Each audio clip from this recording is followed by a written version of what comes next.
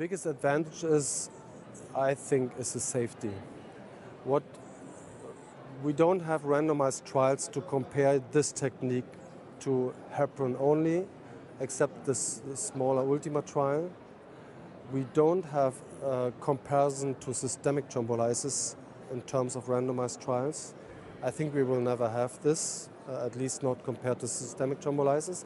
But what we do know is we have indirect evidence, which is the number of bleeding complications from systemic thrombolysis, where we know we have up to 10% of major bleeding, non-intracranial bleeding, and up to 3% of intracranial bleeding complications when we use approved regimens of TPA, which is usually 100 milligrams over 2 hours, in patients with PE.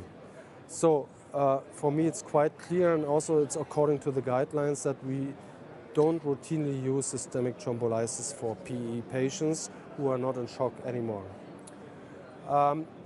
What we have learned from the evidence from the EKOS, and I think we have now data from almost 1,000 patients out, that the safety appears to be much better.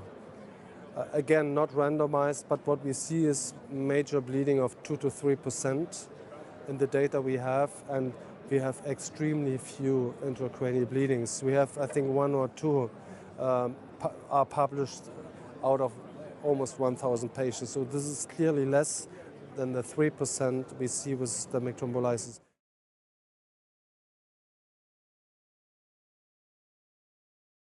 So the patency rate is, the primary patency is above 80%, and the assisted primary and the secondary patency are above 90%, which is brilliant. And regarding the Villalta scale, we could show that the successful treatment part of the group, which is above 90 patients, 92 patients, in this group, only 80%, above 80% had the freedom of PTS. And comparing it with the patients group in a non-successful treatment, which consists of 14 patients only, they developed a significant higher number PTS. So this shows me a real successful treatment tool. I think the biggest advantage is to lyse the entire thrombus from the femoral-iliac tract, from the proximal femoral-iliac tract, again, which is above the ostium of deep femoral vein. So this is the big advantage of this technique.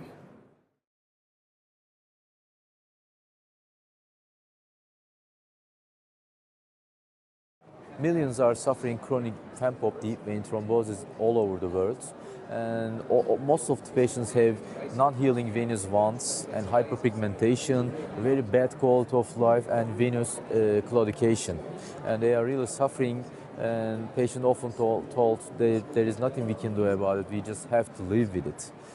But I think we have some good solutions for this kind of treatment, because in our treatment protocol we get very good results with EKOS.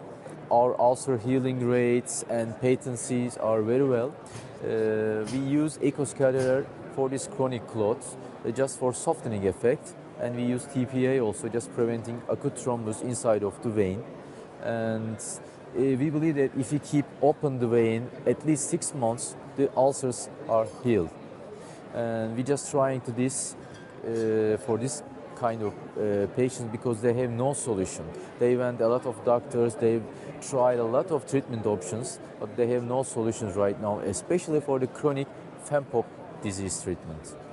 Access PTS protocol, it really works, and we feel that in our daily practice, because in my country we have 100,000 chronic deep vein thrombosis patients suffer from this kind of ulcers and low quality of life.